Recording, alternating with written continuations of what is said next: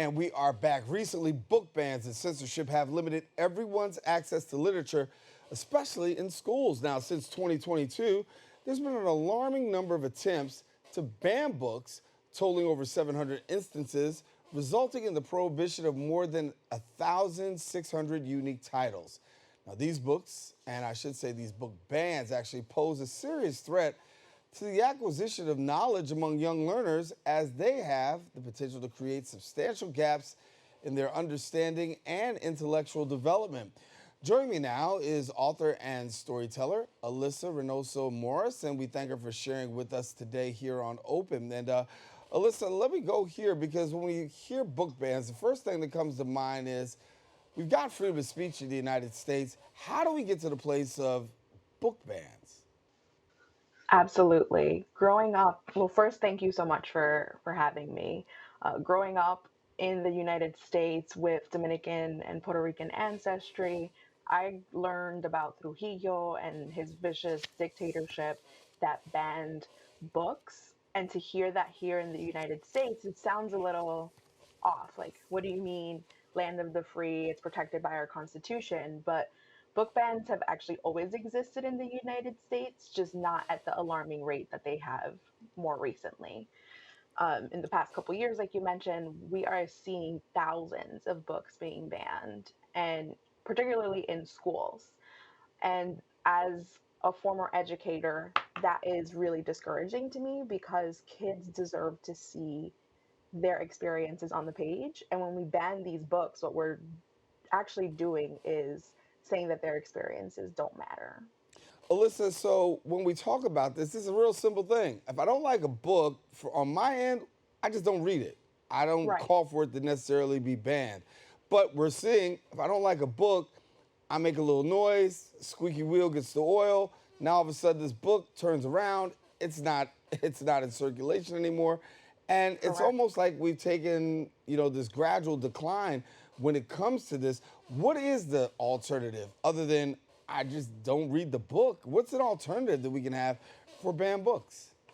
Yeah, no, this is a it's a great question. I currently in this climate, what we need is for individuals to run for office in their schools, to advocate for their teachers and the librarians. We need to show that we support our teachers and librarians.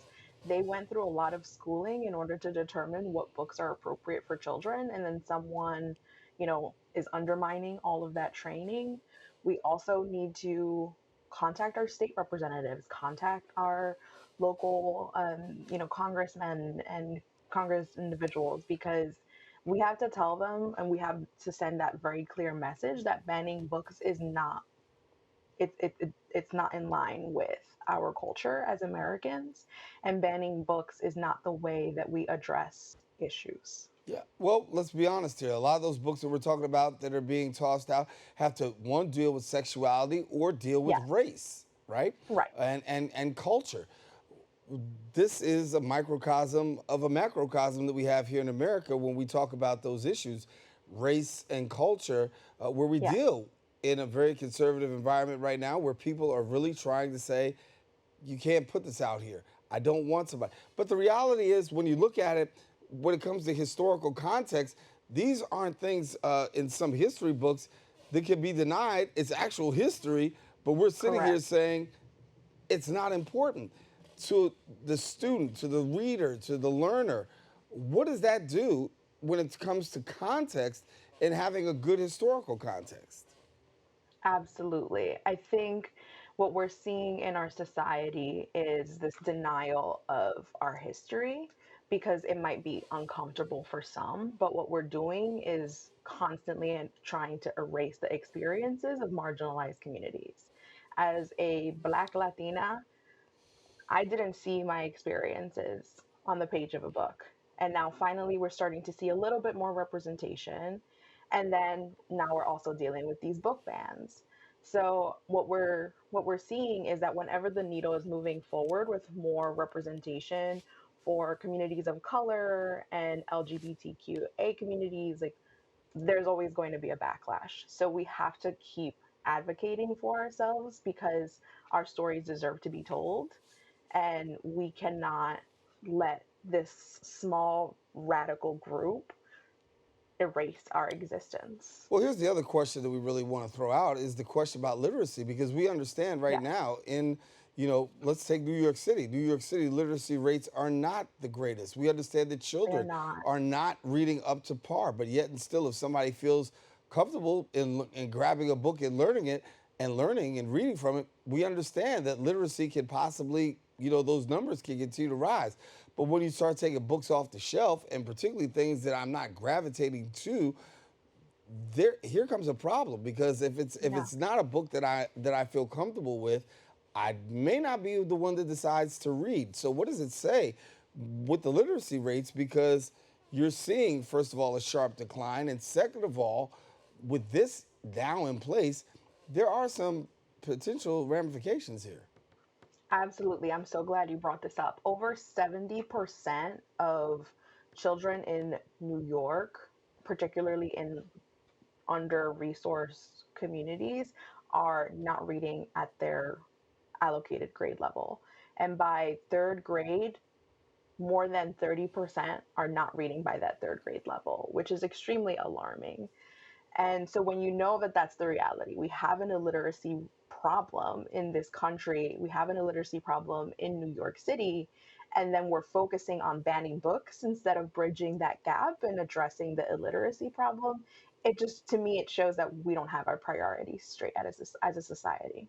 How have you been able to bridge the gap yourself, given the fact that we're going through this right now? We know that there are subject matters that are uncomfortable to a lot of people, but yet Yes. and still, you're still finding a way to bridge that gap. How have you been able to do that with the people that you're connected to? Yeah, no, thanks so much for asking this. I'm going to give a shout out to an amazing nonprofit called Start Lighthouse. They are working in the Bronx and they're also starting to work in Brooklyn to provide free books to kids in the Bronx and now in Brooklyn. And not only are the books for free, they're brand new, they also bring in the authors to speak to the students and to talk about their experience being an author. And they get to do an activity. Usually it's like a writing activity, and the students get to present their work. And it really hits so many areas.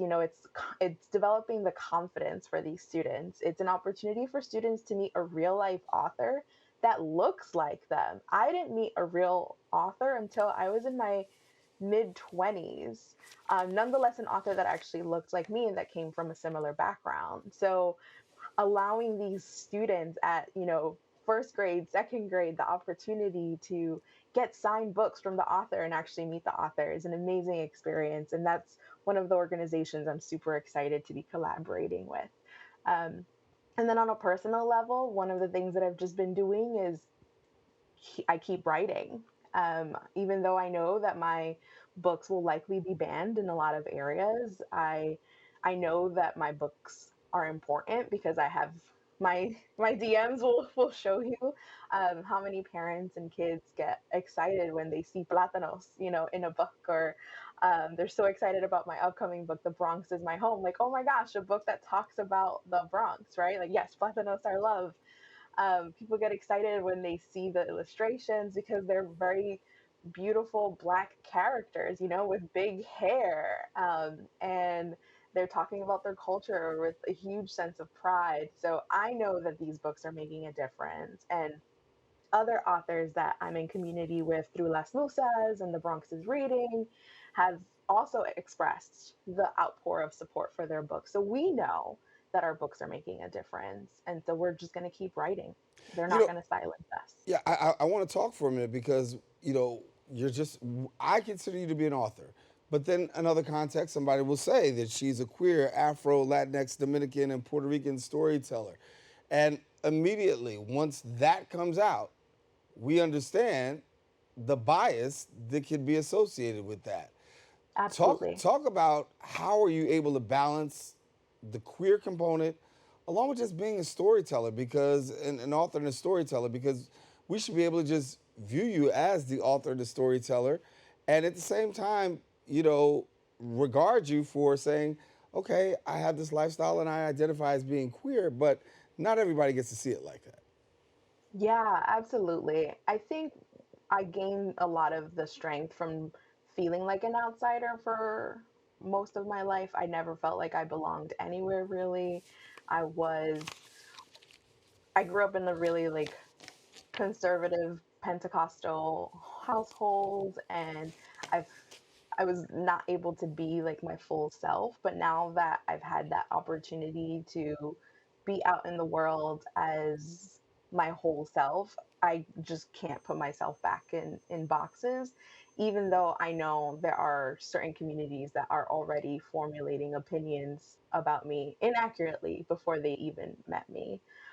So I know that that's a risk that I take by being proud of who I am and in all my intersectionality and complexity, but I do it because I know that there are other kids struggling to step into their own self and be their most authentic versions of themselves. And if I'm asking them to do it, I have to continue to do it day after day. Yeah.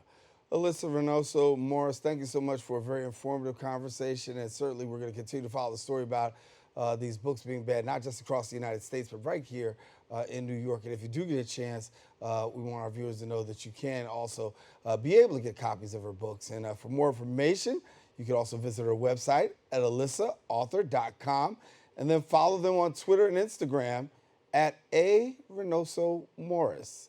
We encourage you to don't go anywhere. We got more open coming up right after this.